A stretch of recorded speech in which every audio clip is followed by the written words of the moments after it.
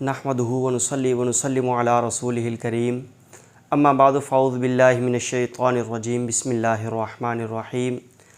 अल्हम्दुलिल्लाह, रमज़ानुल मुबारक का महीना शुरू हो चुका है।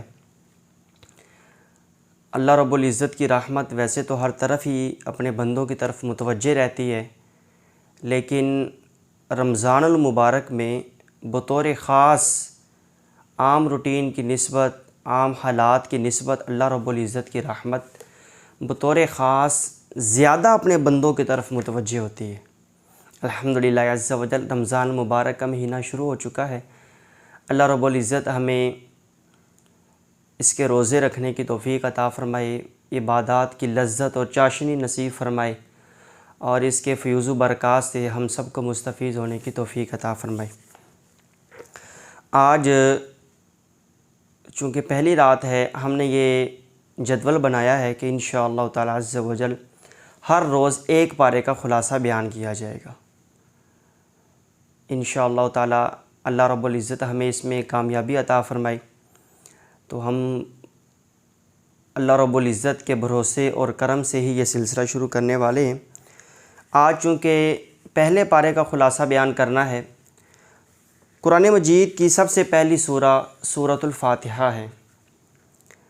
अब अगर तरतीब के एतबार से देखा जाए कि कुरान मजीद में जो सूरतों की तरतीब है, तो उस एतबार से सबसे पहली सूरह फ़ातिहा है। लेकिन अगर इसके नुज़ूल के हिसाब से देखा जाए, नुज़ूल के एतबार से ये 5वीं सूरत है। अब बाज़ उलमा इसमें इस तरफ हैं कि ये मक्की है, बाज़ उलमा कहते हैं कि मदनी है, बाज़ कहते हैं कि ये मक्का और मदीना दोनों में नाजिल हुई है। यहाँ हम इस बहस में नहीं जाते। नुज़ूल के एतबार से ये 5वीं सूरत है। सूरह फ़ातिहा को सूरह फ़ातिहा इस वजह से भी कहते हैं कि कुरान मजीद से इस सूरत का इफ्तिताह होता है। इसके बहुत सारी नाम हैं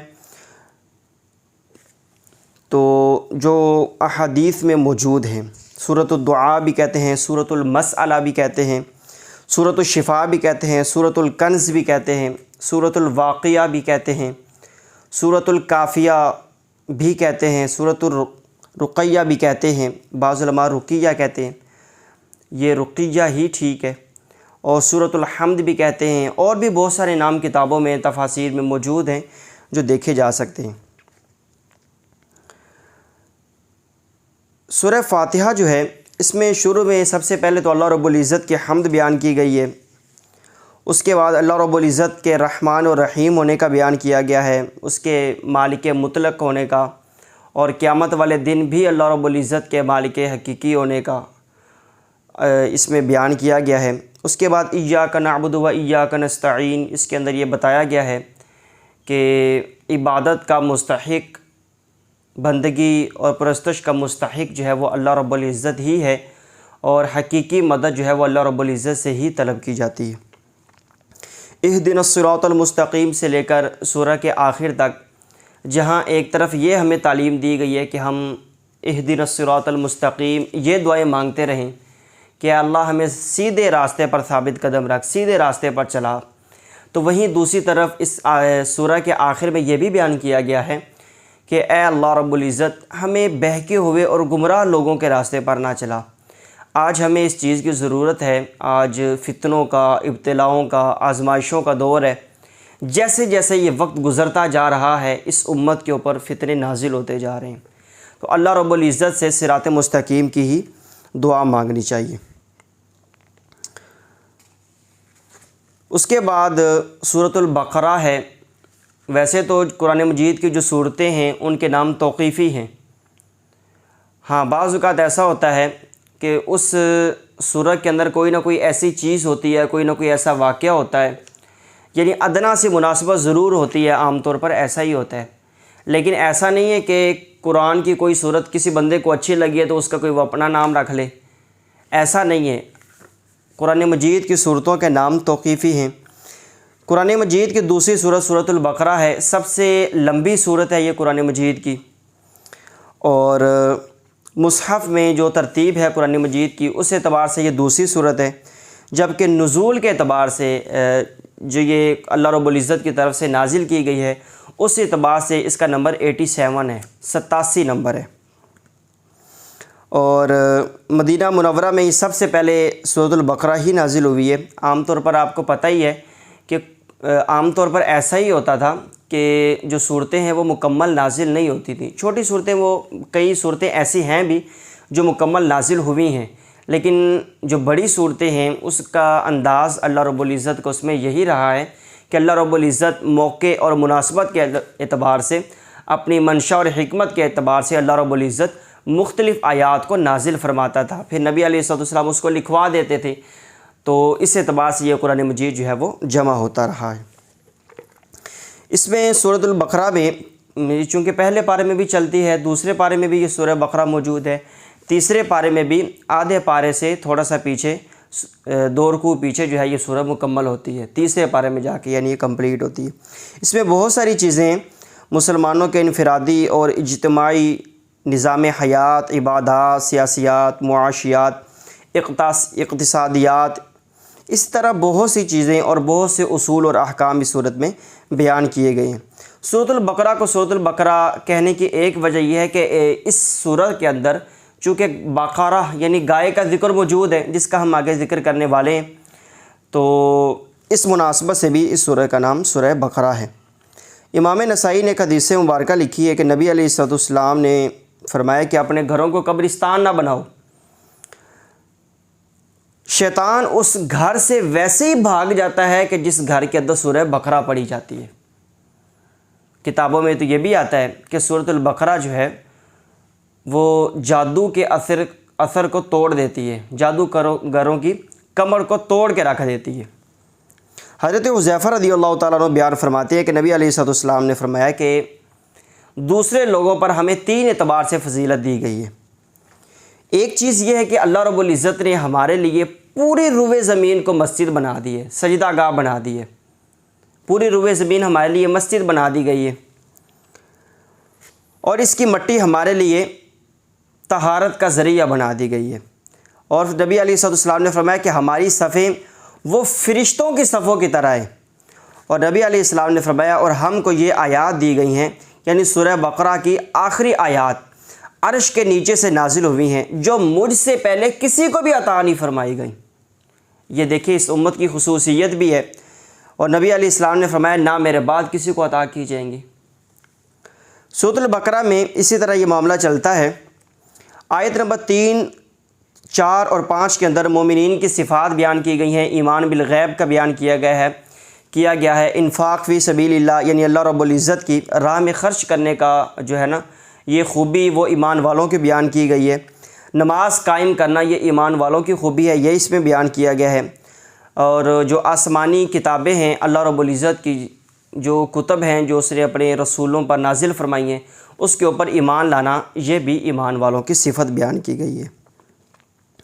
اسی طرح آیت نمبر 5 سے آگے یہ بیان کیا گیا ہے کہ یعنی وہ لوگ جن کا کفر بالکل ظاہر ہے، آگے چل کے بیان بھی اللہ رب العزت نے فرمایا ختم اللہ علی قلوبہم وعلی سمعہم وعلی ابصارہم غشاوہ، کہ جن لوگوں کے دلوں پر اللہ رب العزت نے ویسے ہی مورے لگا دی ہیں ان کے مقدر میں تو ظاہر ہے پھر ہدایت نہیں ہے، وہ ہدایت نہیں پا سکتے ہیں۔ اللہ رب العزت نے ان کے حوالے سے بیان فرمایا ہے کہ ان کی سرکشی اس حد تک یعنی کہ پہنچ چکی ہے کہ ان کے دل اور دماغ قبول حق کی صلاحیت سے محروم ہو چکے ہیں، اور ان پر ابدی شقاوت اور بدبختی کی مہر لگ گئی ہے۔ اس لیے تو اللہ رب العزت نے فرمایا ختم اللہ علی قلوبہم۔ آیت نمبر 8 سے لے کر آیت نمبر 20 تک اللہ رب العزت نے منافقین کی مثالیں، منافقین کی صورتحال، ان کے طبقات وغیرہ جو ہے نا وہ بیان فرمائیں کہ انسانیت کا یہ وہ طبقہ ہے منافقوں کا کہ جن کا ظاہر ان کے باطن کی گواہی نہیں دیتا اور جن کا باطن ان کے ظاہر کی گواہی نہیں دیتا، یعنی اندر کچھ ہوتا ہے باہر کچھ ہوتا ہے۔ ایمان والوں کے پاس آئیں گے تو ان کے ساتھ ہو جائیں گے، ادھر جائیں گے تو منہ اٹھا کے کافروں کے ساتھ ہو جائیں گے۔ تو منافقوں کے حوالے سے اس آیت میں یہ بیان کیا گیا ہے کہ یہ جو دھوکہ دینا چاہتے ہیں اللہ رب العزت کو اور ایمان والوں کو یہ دھوکہ اپنے گمان کے مطابق دے رہے ہیں، یہ کسی کو بھی نہیں دھوکہ دے رہے، یہ تو اپنے آپ کو دھوکہ دے رہے ہیں، تو یہ ان کا وبال انہی کے اوپر ہی ہے۔ آیت نمبر 21 سے آگے بیان کیا گیا ہے کہ اللہ رب العزت کی توحید کا اعلان کیا گیا ہے، بیان کی گئی ہے، اور شرک سے بچنے کا حکم بیان کیا گیا ہے۔ آیت نمبر 24 سے پہلے پارے کی بیان کیا گیا کہ قرآن مجید بے مثل کتاب ہے، اس کی مثل کوئی کتاب نہیں ہے، اور اس کی مثل پورا قرآن تو کیا، اس کے ایک پارے کی مثل، ایک سورہ کی مثل بھی جو ہے نا کوئی بندہ نہیں لا سکتا۔ تو یہ نبی علیہ السلام کا ایک ایسا معجزہ ہے جو اگر آج ہم بذات خود اپنی گناہگار آنکھوں سے دیکھنا چاہیں تو ہمیں نظر آ جاتا ہے، ورنہ باقی جو نبی علیہ السلام کے معجزات ہیں وہ ہم کتابوں میں پڑھتے ہیں، علماء سے سنتے ہیں، تو یہ نبی علیہ السلام کا زندہ معجزہ ہے جو آج بھی ہمارے ہاتھوں میں موجود ہے۔ اس کے آگے آیت نمبر 23 سے لے کے آگے جو ہے نا یہ بیان کیا گیا ہے، آیت نمبر 30 سے لے کر 39 تک یہ جو چیزیں بیان کی گئی ہیں، اس میں آدم علیہ السلام کا واقعہ جو ہے نا وہ بیان کیا گیا ہے۔ آدم علیہ السلام کو اللہ رب العزت نے پیدا فرمایا، فرشتوں کو بتایا کہ میں اپنا خلیفہ دنیا میں پیدا کرنے لگا ہوں۔ انہوں نے کہا کہ اے باری تعالیٰ، تو انسان کو پیدا کرنا چاہتا ہے جو زمین میں فساد وغیرہ کرے گا؟ تو اللہ رب العزت نے فرمایا کہ فرشتوں، جو میں جانتا ہوں وہ تم نہیں جانتے۔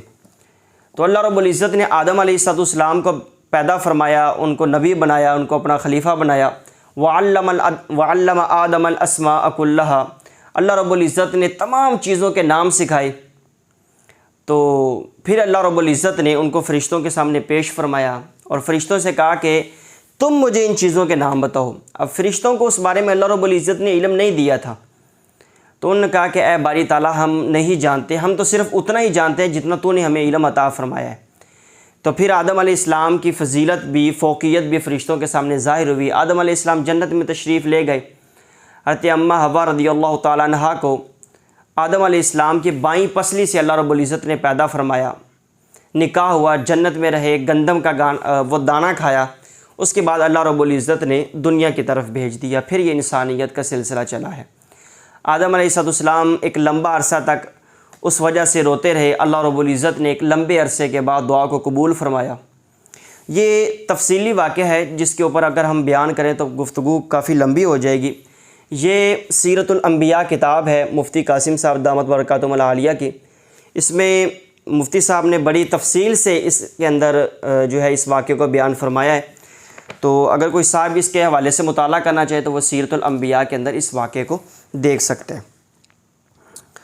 اس کے بعد اللہ رب العزت نے آدم علیہ السلام کے واقعے کے بعد جو ہے وہ موسیٰ علیہ السلام کا وہ واقعہ بیان فرمایا ہے، موسیٰ اور بنی اسرائیل کا واقعہ بھی بیان کیا ہے کہ اللہ رب العزت نے اتنے احسانات کیے، اتنے کرم کیے، اتنے فضل کیے، اور ان کے کیا کیا مطالبے جو انہوں نے کیے تھے کہ ایسا ہو جائے، اللہ رب العزت نے ان کو بھی پورا فرما دیا۔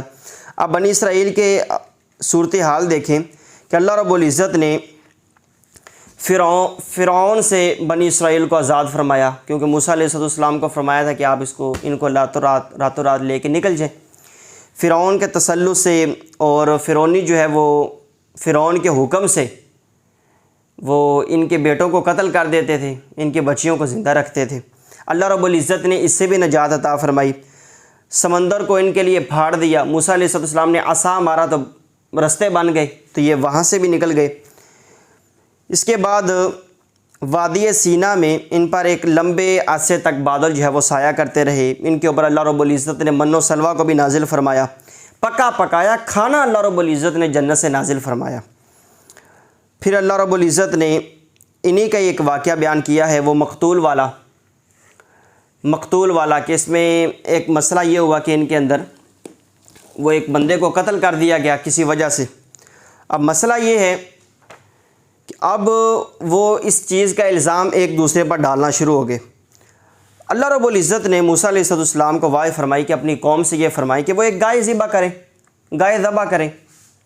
اب اس میں یہ ہے کہ انسان کو بلا وجہ سوال و جواب کے اندر نہیں پڑنا چاہیے۔ بلا وجہ کے جو سوالات ہوتے ہیں نا وہ انسان کو مشکل میں ڈالتے ہیں۔ اللہ رب العزت نے تو سیدھا سا حکم ارشاد فرمایا تھا کہ اپنی قوم سے کہیں میرے پیارے موسیٰ کہ گائے ذبح کریں، لیکن ان کا انداز دیکھیں، انہوں نے کیا کہا؟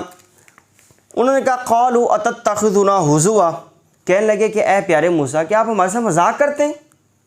آپ ہمارے ساتھ مذاق کرتے ہیں کہ اللہ رب العزت نے ہمیں گائے کا حکم دیے؟ تو آپ نے فرمایا میں اللہ تعالیٰ کی پناہ مانگتا ہوں کہ میں پناہ مانگتا ہوں اس چیز سے کہ میں جاہلوں میں سے ہو جاؤں۔ اب ان کا آگے سے مطالبہ دیکھیں، کہنے لگے قالوا ادع لنا ربک یبین لنا ما ہی، اے ہمارے نبی، اے موسیٰ علیہ السلام، آپ دعا فرمائیں، اللہ تعالیٰ بیان فرمائے کہ وہ گائے کیسی ہے۔ حالانکہ اللہ رب العزت نے تو ویسے ہی کہا تھا کہ ایک گائے ذبح کر دے، یعنی اس کی کوئی شرائط بیان نہیں فرمائی تھی، تو ان کو چاہیے تھا کہ وہ گائے ذبح کر دیتے جو بھی مرضی، لیکن انہوں نے کہا کہ آپ پوچھیں کہ وہ گائے کیسی ہو۔ اللہ رب العزت نے فرمایا انہ یقول انہا بقرۃ لا فارض ولا بکر عوان بین ذلک فافعلوا ما تؤمرون۔ فرمایا کہ وہ گائے ایسی ہے جو بالکل بوڑھی ہو چکی ہے، اور نہ وہ گائے ایسی ہے کہ وہ بالکل چھوٹی عمر کی ہے، بلکہ ان دونوں کے درمیان ہے، تو وہ کرو جس کا تمہیں حکم دیا گیا ہے۔ ابھی بھی ان کے دل کو شاید تسلی نہیں ہوئی تھی، انہوں نے پھر سوال کیا، انہوں نے کہا کہ اس کا رنگ کیسا ہونا چاہیے۔ اللہ رب العزت نے یہ بیان فرمایا۔ انہوں نے پھر کہا کہ وہ کیسی ہوگی، ہمیں کوئی سمجھ نہیں آ رہی، کہ معاملہ مشتبہ ہو گئے۔ تو اس طرح کا معاملہ ہوا، اور وہ مفسرین نے فرمایا ہے کہ یہ جتنے انہوں نے سوال کیے، اللہ رب العزت نے پھر جو پابندیاں لگائیں، اس طرح کی گائے اس وقت دنیا میں موجود ہی صرف ایک تھی، ایک ہی گائے اس وقت موجود تھی۔ تو بہرحال انہوں نے اس کو ذبح کیا۔ اس کے اندر کچھ چیزیں، ایک تو یہ کہ نبی کا کوئی بھی حکم ہوتا ہے نا، اس کے اوپر ہمیں بغیر کسی ہچکچاہٹ کے عمل پیرا ہو جانا چاہیے، ہمیں کسی قسم کا سوال و جواب اس کے اوپر نہیں کرنا چاہیے، یہ بے ادبی کا کام ہے۔ دوسرا یہ ہے کہ اللہ کے نبی، پیغمبر وغیرہ وہ جھوٹ، اور اسی طرح کسی بندے کا مذاق اڑانا، اس طرح کی جو چیزیں ہوتی ہیں ان چیزوں سے منزہ اور پاک ہوتے ہیں۔ مزاح کرنا اور ہے، مذاق اڑانا یہ اور چیز ہے، خوش طبعی اور چیز ہے، اور کسی کا مذاق اڑانا یہ ایک اور چیز ہے۔ ہاں، خوش طبعی جو ہے ایک اچھی صفت ہے، اس سے انبیاء کرام متصف ہوتے ہیں، اور یہ اچھی چیز ہے، انسان کی طبیعت میں ہونی چاہیے۔ دوسرا یہ ہے کہ شرعی احکامات سے متعلق فضول کی بحث کرنا یہ مشقت کا سبب بنتا ہے۔ اسی طرح اللہ رب العزت نے یہ جو گائے والا واقعہ بیان کیا ہے، اس کے بعد انہوں نے گائے کو ذبح کیا، اس کے ایک ٹکڑے کو لیا، اس مقتول کو جو قتل کیا گیا تھا اس کو مارا، تو پھر اس نے اٹھ کے بتا دیا کہ اس کا قاتل کون ہے۔ اس کے بعد اللہ رب العزت نے مثال بیان فرمائی ان لوگوں کی کہ ان کے دل اس کے بعد جو ہے نا وہ دوبارہ سخت ہو گئے، اور اتنے سخت ہوئے کہ وہ پتھروں سے بھی زیادہ سخت ہو گئے۔ تو بہرحال یہ اللہ رب العزت کی بڑی لاڈلی قوم تو تھی، لیکن یہ اللہ رب العزت کی اتنی ہی نافرمانی کرنے والی بھی ہوئی۔ اللہ رب العزت ہمیں اس چیز سے بچنے کی توفیق عطا فرمائے۔ اب درمیان میں کچھ چیزیں میں نے سکپ کی ہیں، اس کا اختصار کے ساتھ عرض کر دیتا ہوں۔ ان کی سرکشی دیکھیں، اللہ رب العزت کے وعدے کو توڑ دیا۔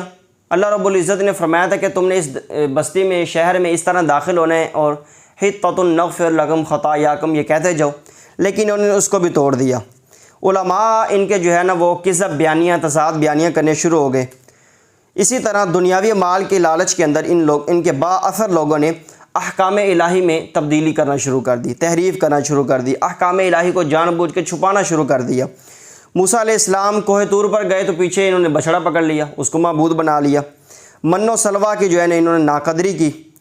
آسمان سے پکا پکایا کھانا اترتا اور یہ کھاتے، اس کے باوجود انہوں نے کہا کہ ہمیں گندم، سبزی، ککڑی، مسور کی دال اور پیاز وغیرہ جو چیزیں زمینیں اگاتی ہیں ہمیں وہ چیزیں چاہیے، یعنی ایک اعلیٰ چیز کو چھوڑ کے ایک ادنا چیز کو انہوں نے طلب کرنا شروع کر دیا۔ انبیاء کرام علیہم السلام کو ناحق انہوں نے شہید کیا۔ ہفتے والے دن کے حرمت کو پامال کی انہوں نے وہ شکار کرنا شروع ہو گئے، اللہ رب العزت نے منع فرمایا تھا۔ اسی طرح یہ گائے والا جو میں نے ابھی واقعہ بیان کیا ہے، اس کے بارے میں کئی قسم کے ان کا سوالات اٹھانا، کلام الہی کے اندر جو ہے تبدیل کر دینا، تورات اور انجیل کے اندر نبی علیہ السلام کے بارے میں بیان کی گئی صفات کو چھپا دینا۔ اسی طرح وہ حضرت سلیمان علیہ السلام کا جو آگے چل کے واقعہ بیان کیا گیا ہے، درمیان میں کچھ چیزیں مطلب کچھ لوگ ایسے بھی تھے یہودی وغیرہ جو اللہ رب العزت کے فرشتوں کو، خاص طور پر حضرت سیدنا جبرائیل علیہ السلام کو اپنا دشمن سمجھتے تھے، جبکہ یہ چیز نہیں ہونی چاہیے۔ تو اس کا حوالے سے بھی جو ہے نا وہ بیان کیا گیا ہے کہ یہ معاملہ جو ہے نا یہ بڑا سخت ہے، اور کسی بھی فرشتے کے ساتھ ہمیں عداوت رکھنے کی، ہمیں دشمنی رکھنے کی قطعاً اور بالکل بھی اجازت نہیں ہے۔ اللہ رب العزت نے اس چیز کا حکم نہیں دیا۔ اس کے بعد جو ہے وقالوا قلوبنا غلف بل لعنهم اللہ بکفرہم، یہودیوں کا یہ کہنا کہ ہمارے دلوں پر پردے پڑے ہوئے ہیں، تو اللہ رب العزت نے پھر فرمایا کہ بلکہ اللہ رب العزت نے ان کے کفر کی وجہ سے ان کے اوپر لعنت کر دی ہے۔ اللہ رب العزت کا غضب ہے ان کے اوپر ظاہر ہے، اللہ رب العزت جو ہے نا وہ ان سے ویسے ہی ناراض ہو چکے ہیں۔ باقی بہت ساری چیزیں ہیں جس کا ہم نے بڑے اختصار کے ساتھ جو ہے نا وہ عرض کر دی ہے، بیان کر دی ہے اس میں۔ اور دنیا کے اوپر جو ہے نا یہ لوگ بہت زیادہ حریص ہو گئے، جبریل علیہ السلام اور فرشتوں کے دشمن ہو گئے، تو اللہ رب العزت نے فرمایا کہ جو کوئی اللہ عز و جل اور اس کے فرشتوں اور اس کے رسولوں کا اور اسی طرح جبریل اور میکائیل کا دشمن ہے تو اللہ رب العزت دشمنوں ہے کافروں کا۔ تو بہرحال کسی بھی فرشتے کی توہین جو ہے یہ انسان کو کفر تک لے جاتی ہے، اور کسی بھی فرشتے کے بارے میں برا گمان رکھنا یا برا عقیدہ رکھنا یا ان کو برا بھلا کہنا یا ان کو انسانیت کا یا اپنا کسی بھی حوالے سے دشمن سمجھنا یہ چیز ٹھیک نہیں ہے۔ آگے اللہ رب العزت نے ہاروت اور ماروت کا قصہ بیان کیا ہے آیت نمبر 102 کے اندر۔ اللہ رب العزت نے فرمایا ہاروت اور ماروت کے حوالے سے خلاصہ یہ ہے، اس کے اندر اختلاف ہے کہ یہ فرشتے تھے، جن تھے، انسان تھے، یہ کیا تھے۔ اس کے اندر روایات کے اندر بھی اختلاف پایا جاتا ہے۔ اس میں اعلیٰ حضرت امام احمد رضا خان رحمۃ اللہ تعالیٰ علیہ، یہ فتاوی رضویہ شریف ہے، جلد نمبر اس کی 26 ہے۔ اس کے اندر امام علیہ سنت مجدد دین و ملت الشاہ امام احمد رضا خان رحمۃ اللہ تعالیٰ سے سوال ہوا کہ ہاروت اور ماروت جو چاہے بابل میں قید ہیں، فرشتے ہیں یا جن یا انسان، تو درازی عمر کے واسطے کیا حجت پیش کی جائے؟ اور جلال الدین رحمۃ اللہ تعالیٰ علیہ نے جو تاریخ الخلفاء میں فرمایا ہے کہ آسمان میں ایک دروازہ پیدا ہوا اور ایک فرشتہ توق اور زنجیر پہنے ہوئے وسط میں حاضر ہوا، اور منادی نے ندا کی کہ اس فرشتے نے خدا کی نافرمانی کی اور اس کی یہ سزا ملی۔ یہ کہاں تک صحیح ہے؟ چونکہ قدیم سے میرے تمام اس طرح کا یہ سوال ہوا، تو اعلیٰ حضرت رحمۃ اللہ تعالیٰ نے اس کا جو جواب دیا ہے اس کو آپ ویسے بھی ملاحظہ فرما سکتے ہیں۔ اعلیٰ حضرت رحمۃ اللہ تعالیٰ ارشاد فرماتے ہیں کہ قصہ ہاروت اور ماروت جس طرح عام میں شائع ہے، جس طرح عوام کے اندر یہ غلط فہمیاں مشہور ہیں، تو اعلیٰ حضرت فرماتے ہیں ائمہ کرام کو اس پر سخت انکار شدید ہے، جس کی تفصیل شفا شریف میں موجود ہے۔ یہ شفا شریف ہے، اس کے اندر جو ہے نا وہ اس چیز کو بیان کیا گیا، قاضی ایاز رحمۃ اللہ تعالی علیہ نے شفا شریف کے اندر اس چیز کو بیان فرمایا ہے۔ اللہ شفا شریف اور اس کی شروع میں ہے، یہاں تک کہ امام اجل قاضی ایاز رحمۃ اللہ تعالی نے فرمایا، یہ اسی شفا شریف میں یہ عبارت موجود ہے کہ هذه الاخبار من کتب اليہود و افتراءاتہم۔ قاضی ایاز فرماتے ہیں کہ یہ خبریں یہودیوں کی کتابوں اور ان کی گھڑی ہوئی باتوں میں سے ہیں، یعنی یہ چیزیں انہوں نے گھڑی ہیں، اس کے بعد جو ہے نا وہ انہوں نے ان چیزوں کو بیان فرما دیے۔ ان کو جن یا انسان مانا جائے جب بھی درازی عمر مستعبد نہیں۔ اللہ تعالیٰ فرماتے ہیں کہ لمبی عمر ہونا یہ انسان ہونے کے بھی منافی نہیں ہے، اسی طرح لمبی عمر ہونا جن ہونے کے بھی منافی نہیں ہے۔ اللہ تعالیٰ فرماتے ہیں سیدنا خضر اور سیدنا الیاس اور سیدنا عیسیٰ صلوات اللہ تعالی وسلامہ یہ انس ہے، انسان ہیں۔ عیسیٰ علیہ السلام تو اب بھی زندہ ہیں، ان کو تو موت بھی نہیں آئی ابھی تک۔ اسی طرح حضرت سیدنا خضر علیہ السلام، اکثر علماء اس طرف ہیں کہ وہ بھی زندہ ہیں۔ بہرحال اور ابلیس جن ہے، شیطان جو ہے نا وہ جن ہے، تو شیطان کی بھی کتنی زیادہ عمر ہے، ابھی تک اس کو موت نہیں آئی ہے، وہ تو آدم علیہ السلام سے بھی پہلے کا اللہ رب العزت نے اس کو پیدا فرمایا ہے، تو ابھی تک زندہ ہے۔ تو استدلال اعلیٰ حضرت رحمۃ اللہ تعالی یہ فرما رہے ہیں کہ لمبی عمر کا ہونا نہ تو انسان ہونے کے منافی ہے اور نہ ہی لمبی عمر کا ہونا یہ جن ہونے کے منافی ہے، لہذا وہ جو بھی ہوں تو لمبی عمر ہونا انسان ہونے کے یا جن ہونے کے منافی نہیں ہے۔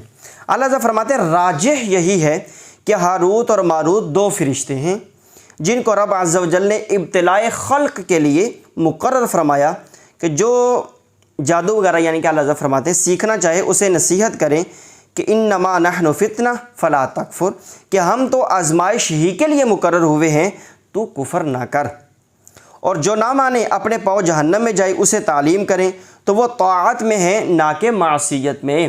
یعنی تو ان کو تو اللہ رب العزت نے اتارا ہی مخلوق کی ابتلا اور آزمائش کے لیے تھا کہ وہ جب لوگ ان کے پاس جادو سیکھنے کے لیے آتے سلیمان علیہ السلام کے دور حکومت میں، تو وہ فرماتے کہ اللہ کے بندے جادو نہ سیکھ، کفر نہ کر، نہ سیکھ اس چیز کا، اللہ رب العزت اجازت نہیں دیتا۔ لیکن اگر وہ پھر بھی زور زبردستی کرتے تو وہ سکھا دیتے، کیونکہ ان کو تو یہی حکم تھا۔ تو بہرحال اللہ عز فرماتے ہیں کہ اور یہ روایت کے تاریخ الخلفاء کی نسبت کی قطعاً باطل اور بے اصل محض ہے، نہ اس وقت تاریخ الخلفاء میں اس کا ہونا یاد فقیر میں ہے۔ تو بہرحال یہ مطلب ہاروت اور ماروت کا قصہ تھا جو اعلیٰ حضرت رحمۃ اللہ تعالیٰ علیہ نے اس حوالے سے بیان فرمایا ہے۔ باقی جہاں تک اس آیت کے اندر جادو وغیرہ کے حوالے سے جو ہے نا وہ بیان کیا گیا ہے، تو جادو وغیرہ کرنا یہ شریعت اسلامیہ، دین اسلام جو ہے نا وہ اس چیز کی اجازت نہیں دیتا۔ یہاں پر تفسیر مدارک میں 3 نقطے بیان کیے گئے ہیں، وہ ذرا آپ سماعت فرما لیں۔ پہلا نقطہ یہ ہے کہ جو جادو کفر ہے اس کا عامل اگر مرد ہو تو اس کو ویسے ہی قتل کر دیا جائے گا۔ ایسا جادو کرنا جس جادو کو کرنا کفر ہے، اگر کوئی بندہ اس جادو کو کرتا ہے تو اس بندے کو ویسے ہی قتل کر دیا جائے گا۔ اور جو جادو کفر نہیں مگر اس سے جانیں ہلاک کی جاتی ہیں تو اس کا عامل ڈاکو کے حکم میں ہے، مرد ہو یا عورت، یعنی اس کی سزا بھی قتل ہی ہے۔ تیسرا مسئلہ یہ ہے کہ اگر جادوگر توبہ کرے تو اس کی توبہ کو قبول کیا جائے گا۔ یہاں پر یاد رکھیں الاحسان بترتیب صحیح ابن حبان میں روایت موجود ہے، حضرت سید ابو موسیٰ اشعری رضی اللہ تعالیٰ عنہ فرماتے ہیں نبی علیہ السلام نے فرمایا شراب کا عادی، جادو پر یقین رکھنے والا اور قطع رحمی کرنے والا جنت میں داخل نہ ہوگا۔ بہرحال جادو کے حوالے سے یہ جو آپ سے عرض کر دیا ہے کہ یہ انسان اس کے اندر عام طور پر ایسا ہی ہوتا ہے کہ غیر مسلموں سے، فرعون سے، قارون سے، حامان سے، شداد سے، ان جیسے نا لوگوں سے مدد مانگی جاتی ہے، جس کی دین اسلام بالکل قطعی اور یقینی طور پر بالکل بھی اجازت نہیں دیتا۔ بہرحال اس کے بعد اللہ رب العزت نے جو بیان فرمایا ہے وہ یہ فرمایا کہ حضرت ابراہیم علیہ السلام کے حوالے سے کچھ بیان فرمایا ہے کہ ان کے منصب امامت پر فائز کیے جانے کا تذکرہ ہے اور بیت اللہ شریف کی تعمیر کا ذکر ہے، اور انہوں نے جو دعائیں کی تھیں اپنے لیے، اپنی نسل کے لیے، خاص طور پر نبی علیہ السلام کی تشریف آوری کے حوالے سے، اس حوالے سے ان دعاؤں کا بھی ذکر ہے، اور مکۃ المکرمہ کے حوالے سے، اس کی آبادی کے لحاظ سے، بیت اللہ شریف کے لحاظ سے انہوں نے بیت اللہ شریف کو تعمیر کرتے ہوئے جو محنت کی، جو کوشش کی، جو کام کیا، اس کام کی قبولیت کے حوالے سے جو بھی دعائیں ابراہیم علیہ السلام نے کی ہیں ان تمام دعاؤں کو اللہ رب العزت نے قرآن مجید میں بیان فرمایا ہے۔ اسی طرح یہ بھی بیان فرمایا ہے کہ اہل ایمان تمام کے تمام انبیاء کرام پر ایمان لاتے ہیں، اور ایمان لانے میں کسی بھی رسول کے درمیان کوئی فرق نہیں کرتے۔ ایسا نہیں کہ ایک رسول پر ایک طرح کا ایمان لاتے ہیں، دوسرے رسول پر ایمان ہی نہیں لاتے یا اس کے اندر ایمان کم ہو جاتا ہے، نہیں، تمام رسولوں پر ایمان لانے میں کوئی تفریق نہیں کرتے۔ اسی طرح اللہ رب العزت نے یہ بھی بیان فرمایا کہ ابراہیم علیہ السلام، اسماعیل، اسحاق، یعقوب علیہم السلام اور ان کے اولاد یہودی اور نصرانی نہیں تھے۔ اس کا مطلب یہ نہیں ہے کہ قیامت تک انہوں نے یہودی اور نصرانی ان کے اولاد میں سے کوئی ہو نہیں سکتا، نہیں، جو اللہ رب العزت نے جتنا بیان فرمایا ہے اس کا مطلب صرف اتنا ہی ہے، بلکہ وہ سب کے سب یعنی ابراہیم علیہ السلام اور جن انبیاء کرام علیہ السلام کا بھی میں نے نام ذکر کی ہے وہ دین اسلام کے علم بردار اور داعی تھے۔ اسی طرح اللہ رب العزت نے جو ہے نا وہ بہت ساری چیزیں اس میں بیان فرمائی ہیں۔ آیت نمبر 76 میں اللہ رب العزت نے بیان فرمایا کہ کیا تو یعنی نبی علیہ السلام کے علامات کو بیان اگر کوئی یہودی کرتا نا تو یہودی اس سے کہتے کہ کیا تم ان یعنی مسلمانوں کو وہ باتیں بتاتے ہو جو اللہ نے تم پر ظاہر کی ہیں، عیاں کی ہیں۔ تو آیت نمبر 89 میں بھی یہی ہے کہ ان آیات میں یہ حقیقت بھی بیان کر دی گئی ہے کہ وہ یعنی نبی علیہ السلام کے تشریف آوری سے پہلے نبی علیہ السلام کے وسیلے سے ہی کفار کے خلاف فتح کی دعا کیا کرتے تھے، اور جب ان کے پاس وہ آ گئے جن کو وہ پہچان چکے تھے تو انہوں نے اس کے ساتھ کفر کیا۔ تو بہرحال اللہ رب العزت کی یہ خفیہ تدبیر سے ہم سب کو ویسے بھی ڈرنا ہی چاہیے کہ ہمیں نہیں معلوم کہ اللہ رب العزت نے ہمارے لیے کیا بیان فرمایا ہے۔ آیت نمبر 104 میں 104 کے اندر اللہ رب العزت نے فرمایا یا ایھا الذین آمنوا لا تقولوا راعنا وقولوا انظرنا واسمعوا وللکافرین عذاب علیم۔ اس میں اللہ رب العزت نے راعنا کے لفظ استعمال کرنے سے منع فرمایا ہے نبی علیہ السلام کے اصحاب کو۔ اس میں حکم تو ہمارے لیے بھی ہے قیامت تک کے لیے۔ راعنا کا لفظ، اب راعنا کا لفظ کے اندر جو لفظ ہے اس کے اندر تو کوئی خرابی نہیں ہے، لیکن وہ اپنی زبانوں کو بل دے کر اس کو تھوڑا سا کھینچ کر اس کو جو ہے نا وہ مفہوم بگاڑ کر جو ہے وہ غیر مسلم منافقین اور کفار وغیرہ جو تھے وہ اس وقت پڑھتے تھے۔ صحابہ کرام تو عرض کرتے یا رسول اللہ راعنا کہ ہماری رعایت فرمائیے، تو اللہ رب العزت نے اس چیز سے بھی پھر منع فرما دیا۔ تو انظرنا کا لفظ کہنے کا حکم ارشاد فرمایا گیا کہ کوئی مسئلہ دوبارہ پوچھنا ہے میرے نبی علیہ السلام کے صحابہ، تو میرے نبی علیہ السلام سے یوں کہیے انظرنا یا رسول اللہ ہم پر نظر کرم فرمائیے۔ تو بہرحال جو اس میں اور چیزیں ہیں درمیان میں وہ چیزیں عرض کر دی گئی ہیں۔ اب آخر میں تلک امۃ قد خلت لہا ما کسبت ولکم ما کسبتم ولا تسألون عما کانوا یعملون۔ اس میں بھی یہ بیان کیا گیا کہ وہ ایک امت ہے جو گزر چکی ہے، ان کے اعمال ان کے لیے ہیں اور تمہارے اعمال تمہارے لیے، اور تم سے ان کے کاموں کے بارے میں نہیں پوچھا جائے گا۔ اب اس پہلے پارے کی بالکل آخری آیت کے اندر بھی یہودیوں کے اس حوالے سے تنبیہ کی گئی ہے کہ تم اپنے اسلاف کی فضیلت پہ بھروسہ نہ کرو کہ ہمارے اکابر بڑے اچھے تھے، ہمارے بزرگ بڑے اچھے تھے، یا ہم جن کی نسل میں سے ہیں وہ بڑے اچھے تھے۔ ایسا نہیں ہے، بلکہ مسئلہ یہ ہے ہر بندے سے، ہر انسان سے اس کے اپنے اعمال کے بارے میں پوچھا جائے گا۔